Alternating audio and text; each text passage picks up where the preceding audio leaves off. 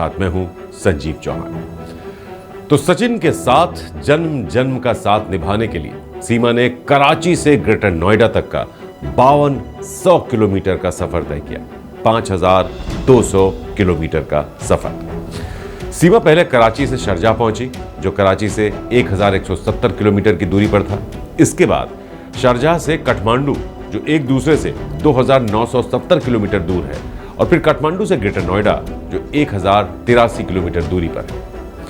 सीमा 10 मई को ग्रेटर नोएडा पहुंची थी और अब इस बात को 6 महीने गुजरने वाले हैं। टीवी चैनलों की सुर्खियां तो अब उस पर नहीं बनती, वो सुर्खियों से भले ही गायब हो गई हो, लेकिन सीमा ने अपना खुद का यूट्यूब चैनल खोल दिया है और सोशल मीडिया पर उसके रील आए दिन वायरल होते रहते हैं। यूट्यूब चैनल भी मोनेटाइज हो गया है और पैसे आने भी शुरू हो गए।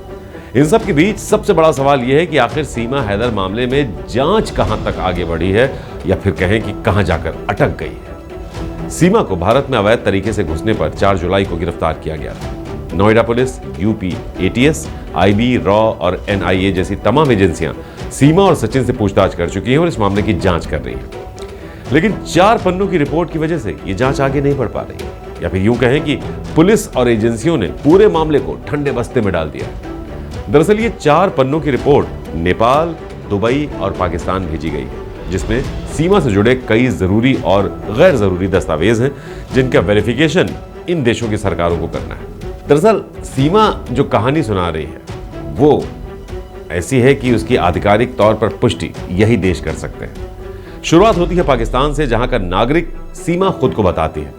अब वहां की सरकार इस बात का वेरिफिकेशन करेगी कि सीमा पाकिस्तान में ही जन्मी, उसके परिवार में कौन कौन लोग हैं, उनकी शादी कब हुई, किससे हुई, पति क्या करता है, बच्चों के बर्थ सर्टिफिकेट और तमाम ऐसे दस्तावेज जो ये साबित करेंगे कि सीमा हैदर पाकिस्तान से ही है। और जो कहानी वो जांच एजेंसियों को सुना रही है वो बिल्कुल सच्ची है। इसकी तस्दीक पाकिस्तान की रिपोर्ट आने के बाद होगी। इसके बाद 4 पन्नों की इस रिपोर्ट पर यूएई की सरकार अपनी रिपोर्ट लगाएगी, जिसमें वो इस बात की तस्दीक करेगी कि सीमा फला तारीख को कराची से फ्लाइट लेकर शारजाह पहुंची और फिर वहां से उसने नेपाल की कनेक्टिंग फ्लाइट पकड़ी। इसके बाद नेपाल की सरकार सीमा के नेपाल में आने, रुकने और उसके बाद काठमांडू से ग्रेटर नोएडा जाने की तस्दीक करेगी।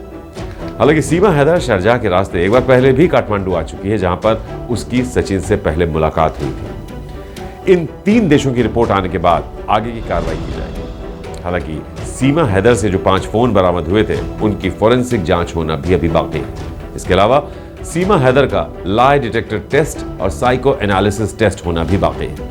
यह सब कुछ हो जाने के बाद ही पूरे मामले में चार्जशीट दायर होगी। वैसे तो आमतौर पर कोई शख्स जेल में होता है तो चार्जशीट दायर करने का वक्त 90 दिन का होता है, लेकिन सीमा जमानत पर बाहर है, जिस वजह से चार्जशीट लगाने की कोई समय सीमा नहीं है। इस बीच पूरे देश से सीमा हैदर को पैसे भेजे जा रहे हैं और इसी पैसे से सीमा हैदर ने सचिन के घर में एक नया कमरा भी बना लिया है। निर्भया कांड में दोषियों के वकील रहे एपी सिंह सीमा हैदर के मामले में भी कूद पड़े और वो सीमा को लीगल एड दे रहे हैं।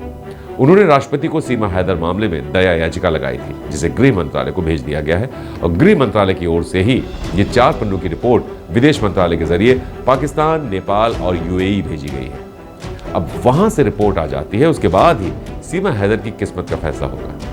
हालांकि जांच एजेंसियों के अधिकारियों का मानना है कि सीमा हैदर को भारत की नागरिकता नहीं देनी चाहिए, क्योंकि अगर ऐसा होता है तो ये एक नजीर बन जाएगी और हर कोई भारतीय नागरिकता लेने के लिए सीमा हैदर मामले का ही हवाला दिया करेगा। तो सीमा हैदर अपने वीडियो सोशल मीडिया पर वायरल करती रहती है, जिसमें वो अपनी मुस्लिम छवि छोड़कर एक सनातनी लड़की वाली छवि दिखाने की कोशिश कर रही है। वो कई बार मीडिया के सामने कह चुकी है कि वो पाकिस्तान वापस जाने के बजाय हिंदुस्तान में मरना पसंद करेगी। अब जांच एजेंसियां अभी जांच में लगी हुई हैं और अब तक उन्होंने सीमा हैदर पर पाकिस्तानी जासूस होने की मोहर नहीं लगाई है। जांच रिपोर्ट आ भी जाती है और सीमा को पाकिस्तान मान लीजिए डिपोर्ट कर भी दिया जाता है या उसका प्रोसेस शुरू भी कर दिया जाता है, तो मानकर चलिए कि सीमा के वकील एपी सिंह कानून का कोई ना कोई ऐसा पेच फंसा ही देंगे जिससे सीमा हैदर ज्यादा से ज्यादा वक्त तक या फिर हमेशा के लिए हिंदुस्तान में रह सके। श्रेष्ठ उत्तराखंड पर खबरों से जुड़े रहने के लिए चैनल को सब्सक्राइब करें, बेल आइकन दबाएं और देखते रहें श्रेष्ठ उत्तराखंड।